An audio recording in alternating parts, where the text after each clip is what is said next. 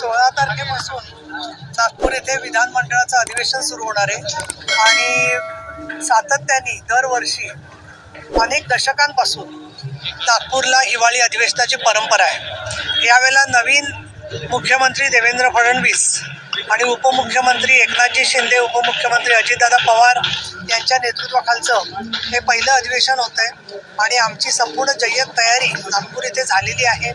आमची गटनेत्यांची बैठक झाली, बिझनेस ॲडवायझरी कमिटीची मीटिंग झालेली आहे।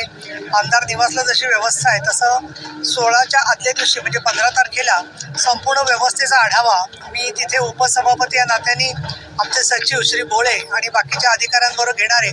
तसंच 16 तारखेपासून 21 पर्यंत जे कामकाज होणार आहे त्याच्यामध्ये सरकारचा प्रस्ताव, अंतिम आठवडा प्रस्ताव आणि अनेक विधेयकं ही त्या सभागृहामध्ये घेतली जाईल आणि यामधून नक्कीच विदर्भामधल्या शेतकऱ्यांना, त्याचबरोबर महाराष्ट्रामध्ये ज्या प्रकारे लोकसभा निवडणुकीनंतर विधानसभा निवडणूक झाली, पण विधानसभा निवडणुकीमध्ये मतदानाची टक्केवारी वाढली, 6% महिलांची टक्केवारी मतांची वाढलेली आपल्याला दिसली।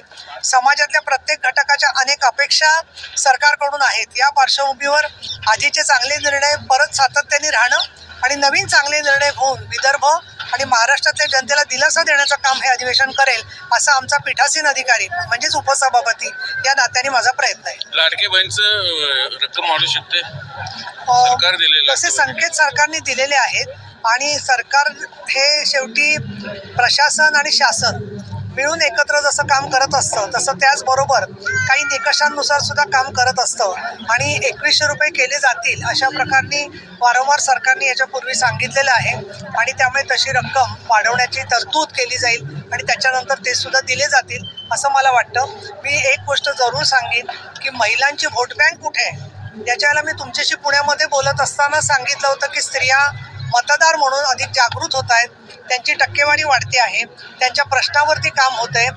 घरोघर पाणी देण्याच्यासाठी सुद्धा महिला सक्षमीकरणाला हातभार लागेल असं आजच मोदी साहेबांनी जाहीर केलेलं आहे आणि फडणवीस साहेबांनी सुद्धा हे सांगितलेलं आहे की जे माननीय एकनाथ शिंदे आणि अगोदर अजितदादा पवार तिघांनी मिळून एकत्र घेतलेले निर्णय होते, तर ते निर्णय जे आहे ते अधिक चांगल्या प्रकारे लागू करण्यासाठी ते वचनबद्ध आहेत। मला तर अजून खात्री वाटते की इतर सुद्धा अनेक जे मुद्दे आहेत त्या मुद्द्यांच्या वरती मग मी पाचलं की आनंदाचा शिधा काही ठिकाणी पोचलेला नाही आहे किंवा नंदुरबार, पालघर या ठिकाणी आदिवासी शाळांच्या मध्ये प्रदूषण झालेलं आहे, पोटं बिघडलेली आहे छोट्या मुलांची, अशा अनेक प्रश्नांवरती मी स्वतः उपसभापती म्हणून सुद्धा लक्ष घालते आणि मला खात्री आहे की त्याचा सन्मान ठेवला जाईल। शपथविधी परवा होणार नागपूरला अशी माहिती होती। या संदर्भामध्ये राज्यपालांच्याकडून किंवा संबंधित सामान्य प्रशासन विभागाकडून जोपर्यंत काही जाहीर होत नाही तोपर्यंत मी त्याच्यावर भाष्य करणं योग्य नाही असं मला वाटतं। पण अलीकडे असं होतं की बऱ्याचशा खास बातम्या तुम्हाला आधी मिळत असतात, त्यामुळे मला असं वाटतं की याच्यावरती जेव्हा अधिकृत घोषणा होईल त्यानंतरच बोलणं योग्य राहील।